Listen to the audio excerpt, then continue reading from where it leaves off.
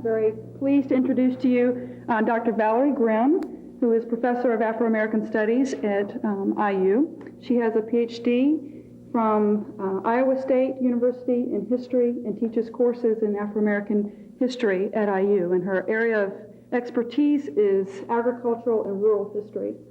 She's going to speak tonight on the Afro-American experience in the United States and more specifically within our own community. And after her brief talk, I'd like for you to invite you to share your own experiences or comments or questions or whatever. I'd like to have a discussion afterwards. And I would like to thank the Monroe County Historical Museum for inviting me. And I'd like to thank you for coming out tonight to hear this presentation. As Katie said, I will be talking about the Afro-American experience in Monroe County in general and the Black American experience in the United States in particular. The history of blacks in Monroe County, Bloomington, and Indiana is quite similar to that of blacks in other states throughout the United States. The history is a story of a people who had to struggle, fight, and protest to advance themselves. This is a history of a group of people who migrated from various states, especially those from the upper and lower South, in search of better opportunities. Blacks who came to Bloomington, Indiana, were like those who went to Mount Bayou, Mississippi, Bogley and Langston, Oklahoma, Kansas, and all other black settlements. These were people who knew that racism and discrimination inhibited progress, perpetuated poverty, and denied blacks equal access to social, political, and economic opportunities. Blacks who came to Bloomington during the early mid-1800s viewed Indiana like some viewed Ohio, Pennsylvania, Illinois, and other northern territories as a land of the free. Indiana looked good, and geographically, its location was ideal for those living in bordering slave states. Indiana was ideal because it had no established record of cruelty towards blacks. It was not until 1831 that Indiana began to think of blacks similar to the way the slaveholding states in the South did prior to the Civil War. With a significant increase in the black population that occurred between 1831 and 1851 came laws that required blacks who wanted to settle in Indiana to register with the county authorities and to post bond against becoming public wards. Later, in the 1851 Constitution, blacks were prohibited from settling in Indiana. Those who already had arrived were fastly becoming slaves in free territory. For it was in Indiana, one of the lands of hope, where many blacks escaped from the slave South, only to find that Indiana did not allow African Americans to vote, to serve in the armed forces, to testify against white people and their children, and to attend public schools. In fact, as more blacks moved to Indiana, the state during the mid-1800s became more racist to the point where it opted to support black immigration to West Africa rather than place blacks on equal footing with whites. Yet, in the face of legal barriers and racist ideologies, the early black migrant families to Indiana persisted.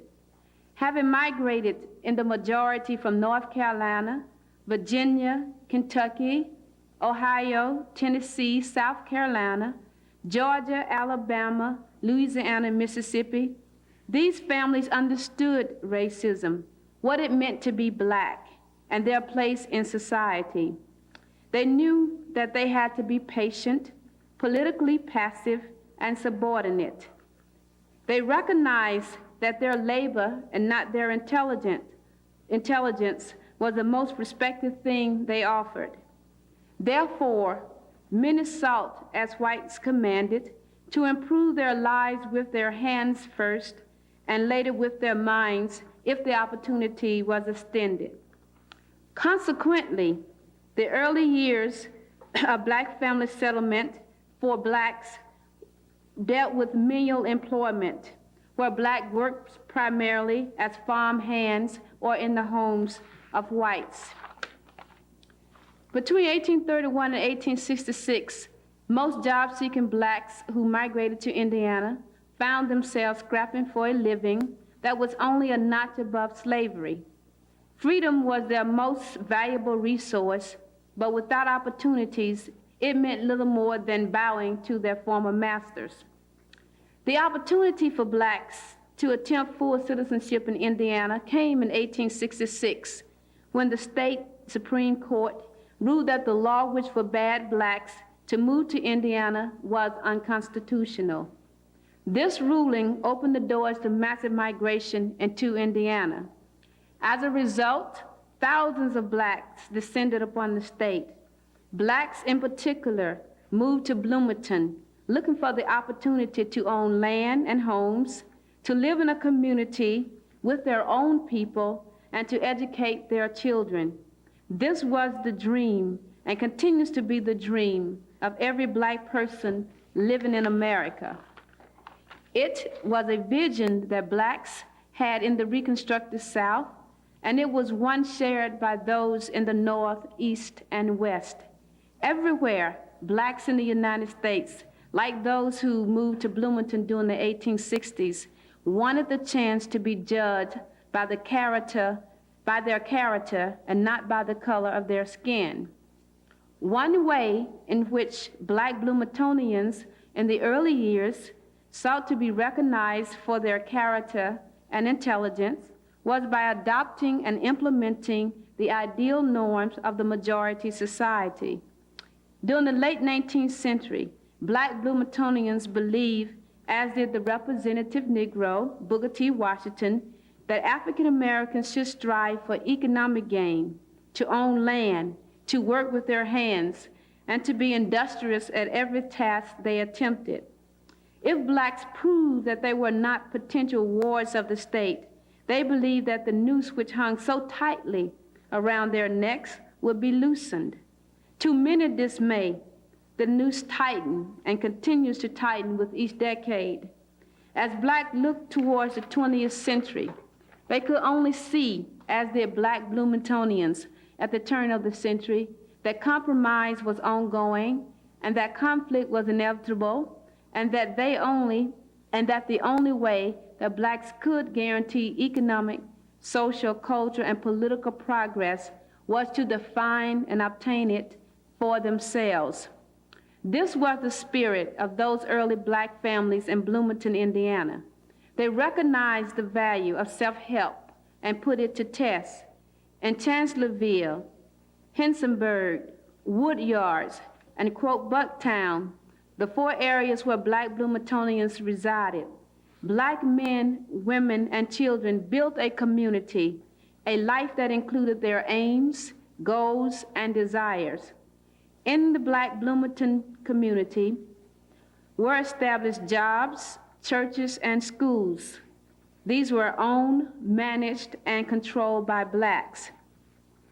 In Bloomington's black community, the church and family were the dominant institutions. Families were primarily nuclear, with both parents and children comprising the household unit.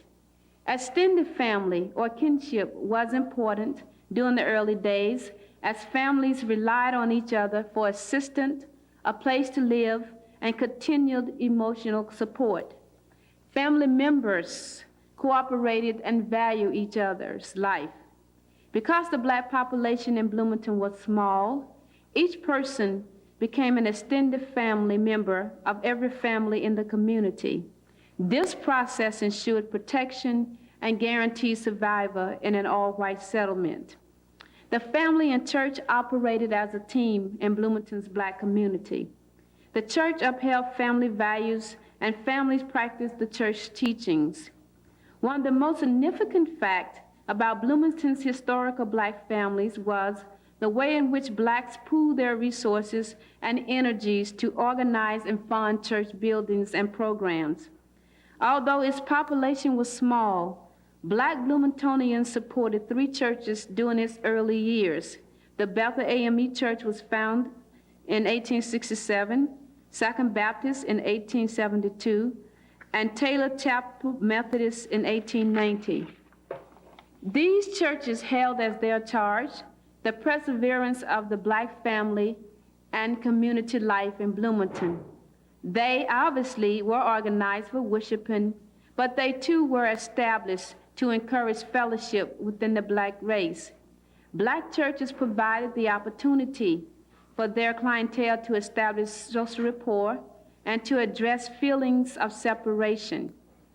To continue the feelings of self-importance, organizations were created within these churches to instill pride and to provide opportunity for decision-making.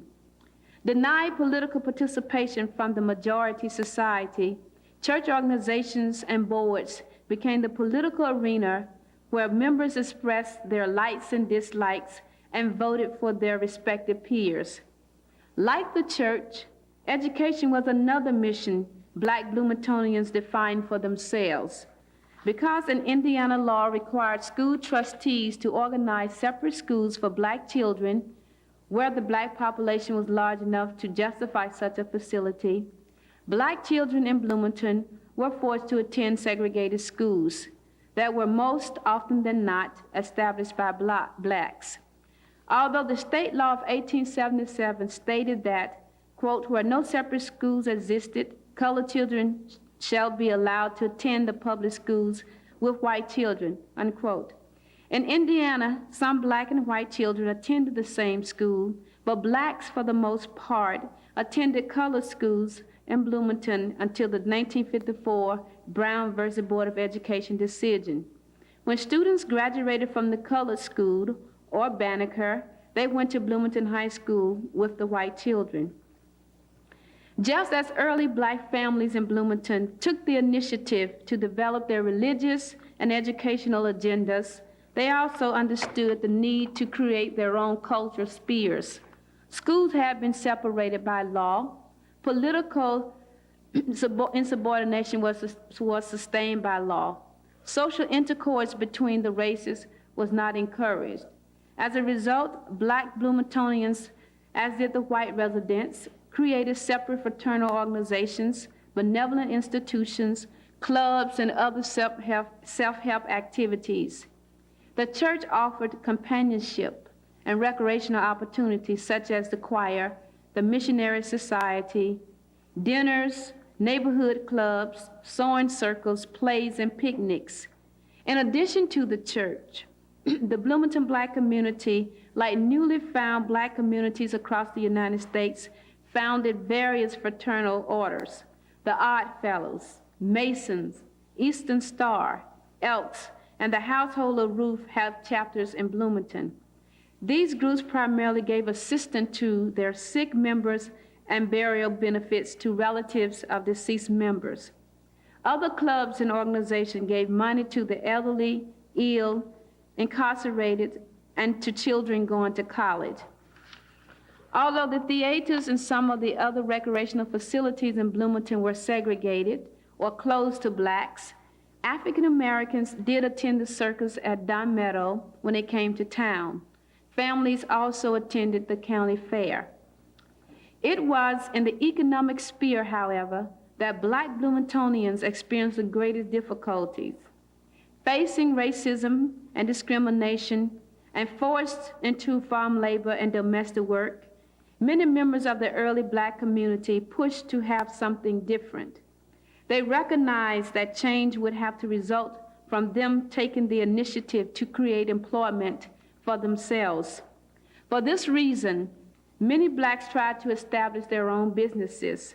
Self-employed Blacks in Bloomington included those who worked as barbers, blacksmiths, carpenters, grocers, hairdressers, manicurists, teamsters, tanners, seamstresses, electricians, chefs, preachers, shoe repairs, caterers, and contractors. There were Blacks who owned restaurants, timber businesses, and boarding houses. These businesses helped to keep the Black community alive, but as depression But as the Depression and other economic disasters occurred, the black businesses were the first to go, and as white landowners sold their land and tore down old rented houses so economic development could take place, black Bloomington began to decline. Blacks began migrating during the 1930s and 1940s. Some lost property, and as big business moved in, the majority were pushed to the west side of town, where the majority of the population in Bloomington resides today. During economic slumps and dying businesses, blacks turned to whites for employment in Bloomington. Many were able to secure employment from the Showers Brothers Company during the late 19th to early 20th century. Later, as the Showers Brothers Furniture Company was overshadowed by other regional businesses, it was eventually bought out by Radio Corporation of America, a company that did not have the same commitment to black employment as Showers. RCA hired white men and women and some black women on its production line. Black men were rarely hired. As economic development in Bloomington became more intense, so did the racial hiring practices of the business community.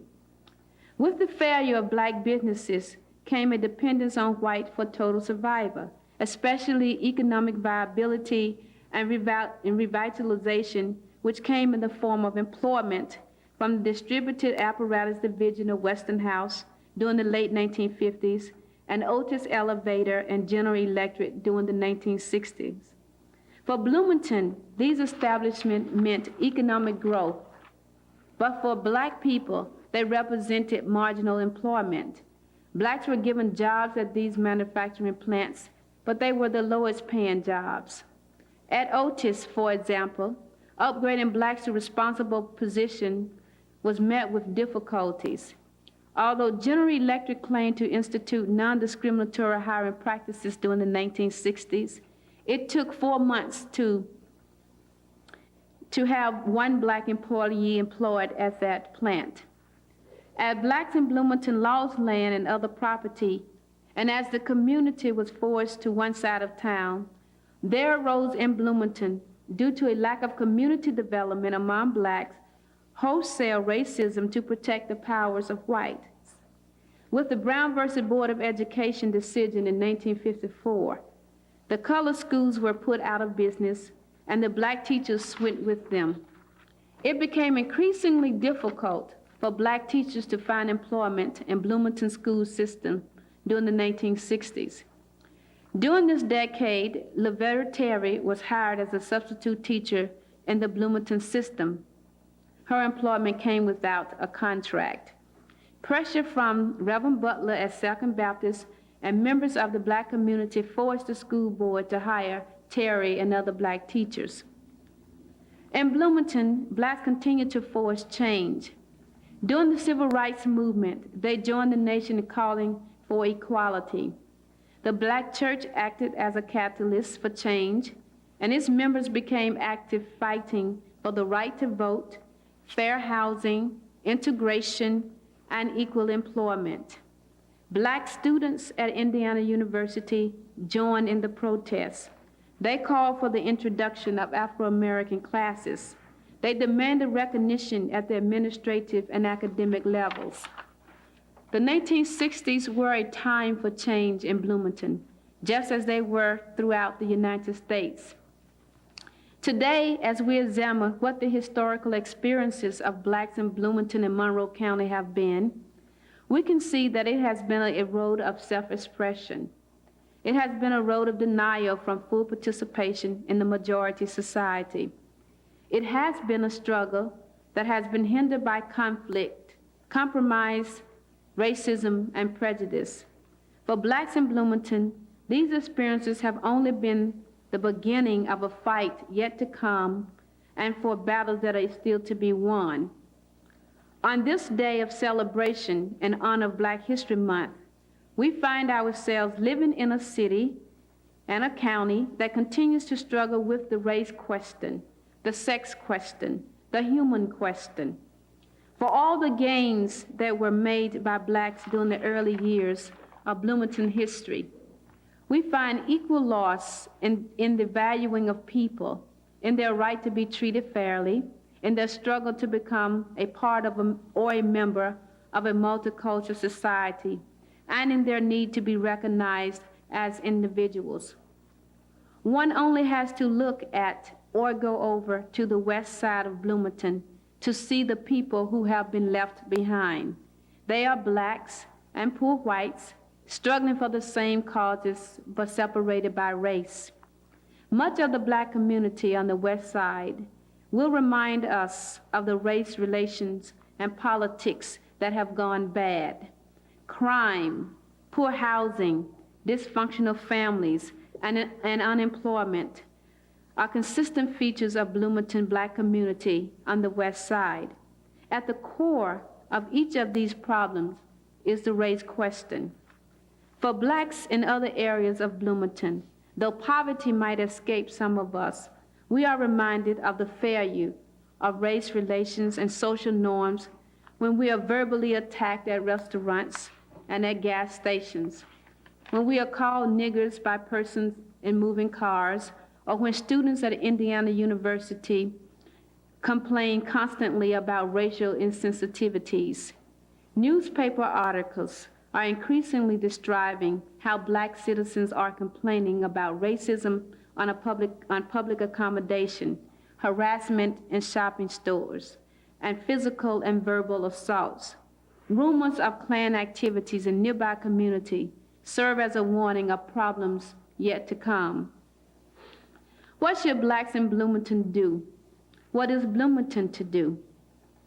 If the historical experiences of blacks are to serve as a model, blacks must continue to take the initiative to improve their quality of life.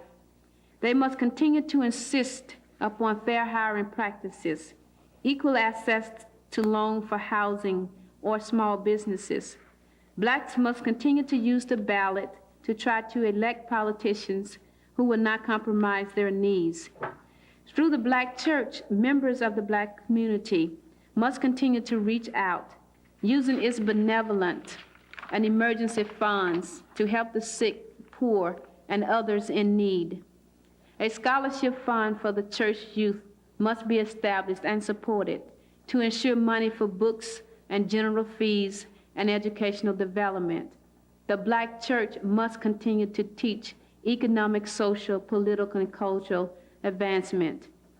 The most serious problem blacks face in this community, as in most communities in the United States, is racism. It is not a problem that blacks can change by themselves.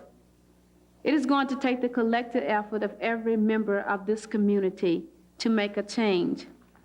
Racism must be denounced by the leading political offices, the local offices, and institutions. Leading institutions like Indiana University must continue to lend its voice. The university must continue to punish hate crimes, and it must continue to attack verbal and physical assaults. The university must continue to send the message that racism is not to be tolerated. It must continue to search for diversity and a multicultural perspective. And the university must continue to bring in personnel who can teach diversity and who can offer instruction that lead to peaceful directions.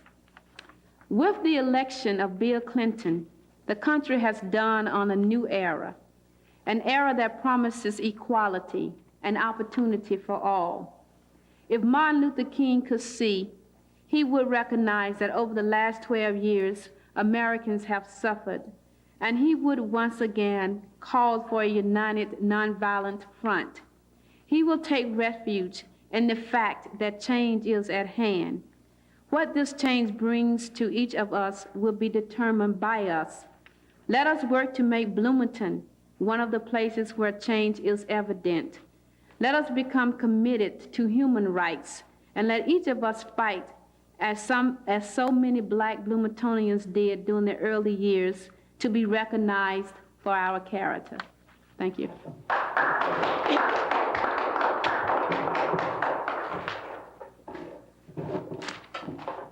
I'll take questions or, I have a question. sure. After the integration of public schools, I'm curious if there were any or many private schools that formed as a result of that, non-university affiliated private schools in Bloomington.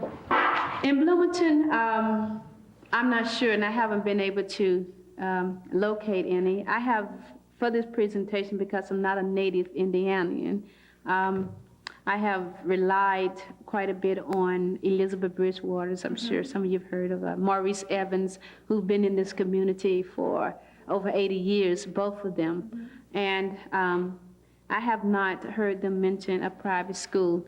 Segregation in terms of education in Indiana worked, I think, in a peculiar kind of way, quite different from what it did in the South. I'm a Southerner. I grew up in Mississippi. And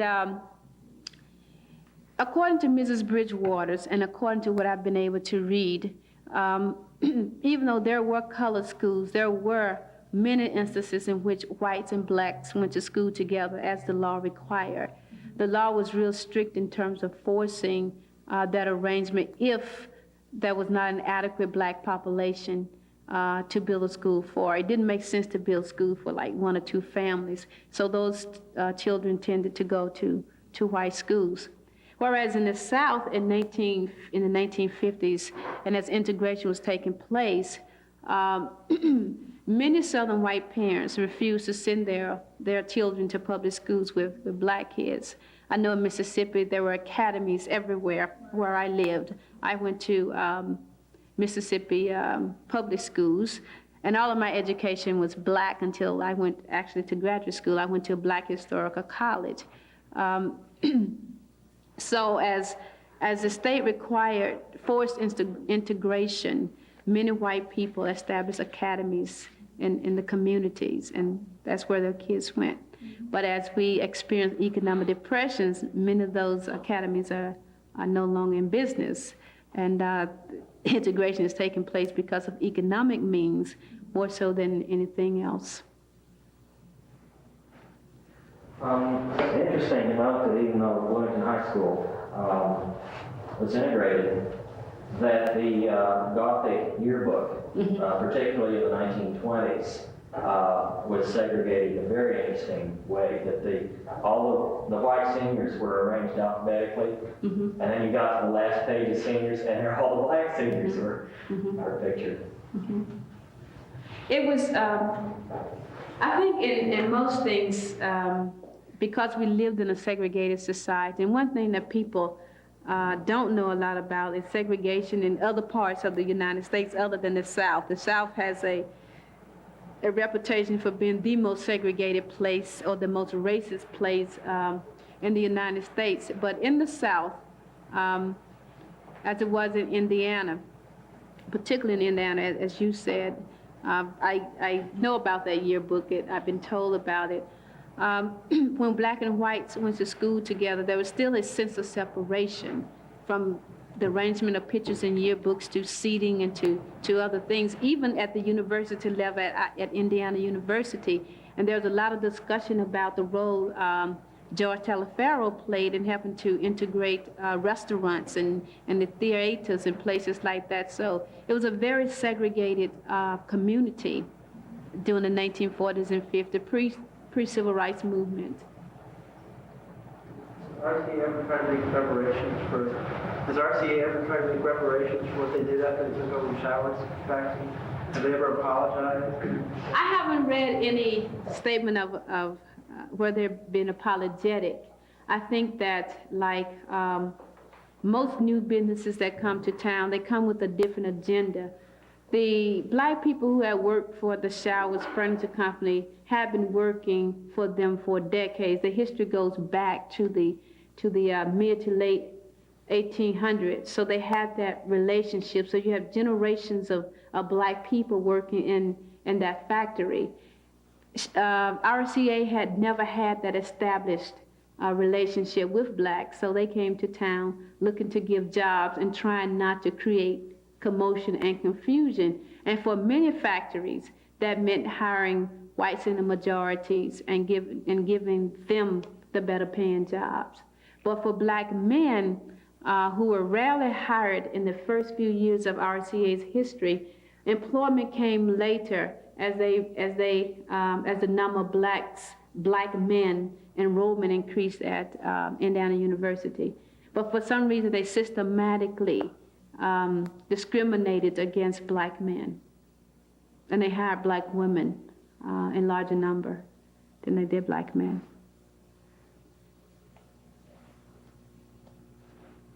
As it's become more common for women in general to go outside the home and work in the past 30 years, how do you see that the black woman in Bloomington has fared?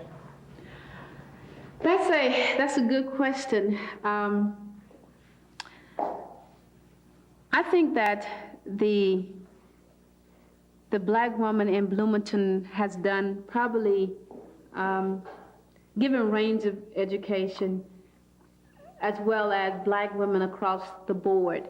I think that black women in general, particularly after the 1960s, when they were allowed to get jobs other than the factory low-level paying job, they've done very, very well. And affirmative action and equal employment opportunities have made it possible for women in general to obtain better jobs.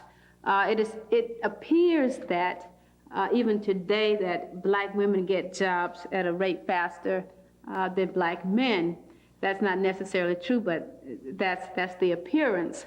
But I think in general, black women have done well, given many other circumstances in which they have to deal with. I mean, black women bear the race question, the sex question, and many other social ills that we deal with in this society. In Bloomington, the women I know, of course, are women who have done well. Those are the women at the university. But in the community, I've also met some very hardworking, decent women who want to see their children go on to college, who are concerned about the same things that I am if I were to have children, or people I know who do have children. But I think black women I think deference has worked to black women's advantage. That is, in some way they have used it as an empowerment. They have allowed the position that has been assigned to them in this society to empower them and not necessarily victimize them, to the extent where I think in some instances black men have been victimized by many of the social ills we deal with in this society. You see the black women get involved with the IU Knoxville land sale? The IU? The Knoxville, Mississippi. Oh, Knoxville land sale, the black community. I don't know, that's hard to call. I know that Pete Fletcher, which is a black student at IU, has been really following that story and has done research on the role IU is playing in that environmental situation. I can't say whether the black community will. I do feel that if this is a situation that proves environmentally harmful to black people, then I can see the black community supporting a position where that development should not take place. Even though I understand that in Mississippi, there are certain factors who want IU to purchase that ground because it provides some form of employment in that area. But I'm not sure whether people are really up to date on that environmental issue in Knoxville County, and whether or not they know all the information attached to the discussion. But I do feel comfortable saying if it's something that would be harmful to black people in Knoxville, I don't see black people in Indiana or any other community really supporting it, even though it might bring some economic opportunity. Because in the long run, if it's detrimental, then I wouldn't support it. No. You mentioned a certain amount of economic independence pre-depression in the black community. Independent business owners and fraternal organizations that provide scholarships. During that period of time, was was the climate, was the racist climate as noticeable or within the black community, or because they were in this economic independence, were they able to, for a period of time until the Depression, they lost, whether they lose their land or were they just renters or were they property owners at the time? They were a combination of things. There were black people who owned land. The area up by Indiana Avenue, that street, up on campus and back, from what I understand, was an area that was inhabited and owned by black people. But due to foreclosure and loss of black businesses and some economic development, because some did sell that land so that that area could be developed by businesses, many black people lost out. But going back to what you said earlier, there seemed to have been, at the turn of the century, when slavery had ended in the South, the ideal way that black people could prove their worth was through working and establishing businesses and buying land. That was the area of life in which whites would allow the most participation, economic development. I don't think that there was ever a serious threat from black people where their economic development and institutions could compete with white economic institutions and development. What those businesses did was serve the black community and took care of black people's need. And as long as blacks operated within that sphere, that was less threatening. But it's when the Depression came and black people had no jobs, and this isn't to say that the businesses that black people found that supplied the whole black community, that isn't true, because these were very, very small family businesses. But what they did to a large extent was allowed the money in the black community, in the black church, found in black schools. Well, with the loss of property, blacks had to turn to whites to look for jobs, and to a larger extent, and they depended on white for development, in the sense that they didn't have the resources to continue to develop their communities. And as black and whites engaged in an economic intercourse in this sense, that participation moved from economics to social to political. Once black people began operating outside of their sphere and their own communities in large numbers, and once they began migrating from various parts of the country, particularly from the South to the North and Midwest, the increased numbers of blacks in urban cities in particular increased the racism in the cities, because blacks were then viewed as competitors for jobs. And so what happened was then, from a white perspective, was the need to find a way to control the black population. And they did it by tightening the economic rings and continuing to force political subordination from the black community. And black people had a difficult time in the political community because they had already compromised it. As you know, Booker T. Washington is known as the great compromiser when it comes to political and politics in the black community. He saw it as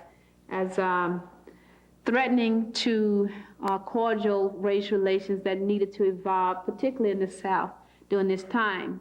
But throughout the United States, Booker T. Washington's philosophy was accepted and held, even though there were some blacks like Du Bois who did not believe that was the right position to take. But blacks in the majority appeared to have accepted that, and they opt for economic opportunity in exchange for giving up their political rights. And when that happened, no political rights, economic depression, loss of property, that placed them really at the mercy of the white community. And it was those developments that really empowered whites in terms of them deciding what and what not was going to take place in this country.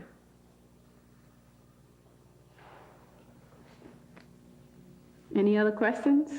Yeah, I have Okay. one too. I think one of the most unique characteristics of this community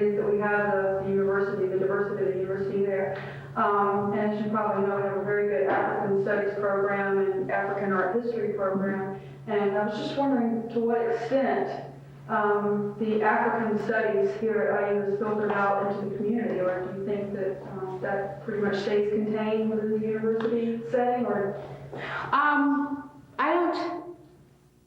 I don't know much about let me talk about Afro-American studies, because I know that it is an academic institution first, but secondly, there's great involvement between the university, the department, and members of the community. A few years ago, we had a professor whose name was Joe Russell. If you've been around here a long time, you probably know Joe, but Joe was very, very instrumental in bridging the gap between the community and the university. And he was dedicated to establishing communication between the two so that the information filtered from one point to the other. We understood what was going on in the community, and they understood what was going on at the university or the programs in which Afro-American Studies was advocating in order to bring about change in the Black community. A lot of us operate in the Black community. I do, and members of my department, I know for sure, are active in the community as well. So we're here and we're there, we're at this church, we're at this school, and we're doing this and we're doing that in order to continue that the relationship of community and university. I think because Bloomington is ran by IU, IU is the most dominant institution in the community and employs more people, I think, than any other organization. I think what IU has to say and the position that IU takes on racism, for example, or sexism or individual rights goes a long way in determining how people in this community will react to those things.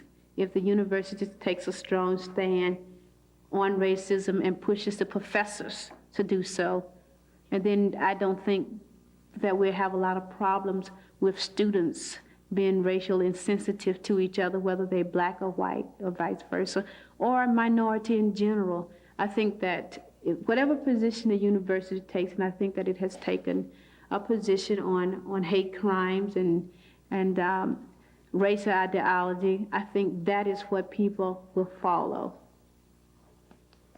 But going back to the African studies question you raised, I haven't been involved with African study program as of yet, but during Black History Month this year, the last week in February, we have something called Celebrating the African Diaspora, and it's our effort to bring the African culture, the culture of the African students into the spotlight for Blacks and for students in general at IU.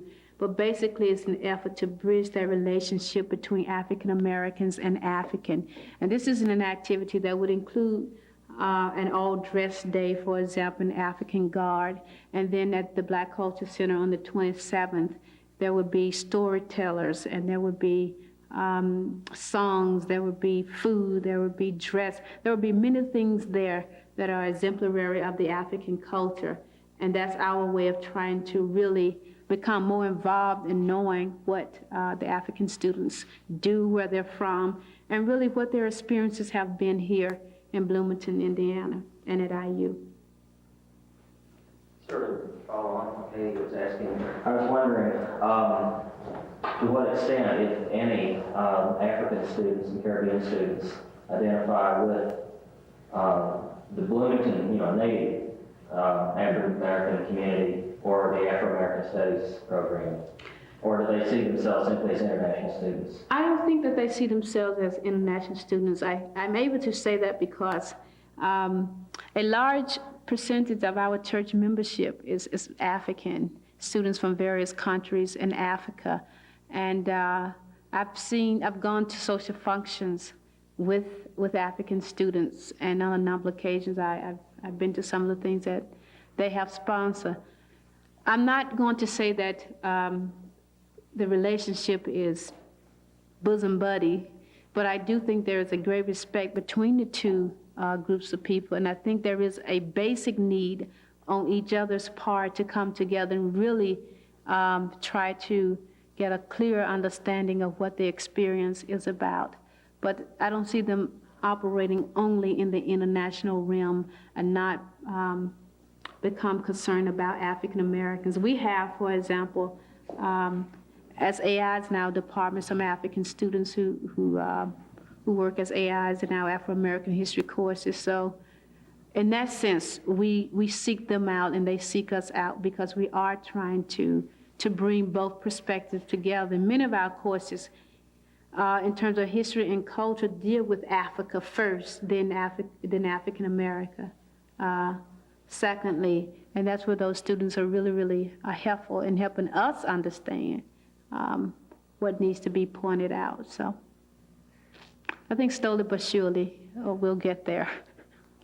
Just out of curiosity, do you have many whites in your classes, or is it either?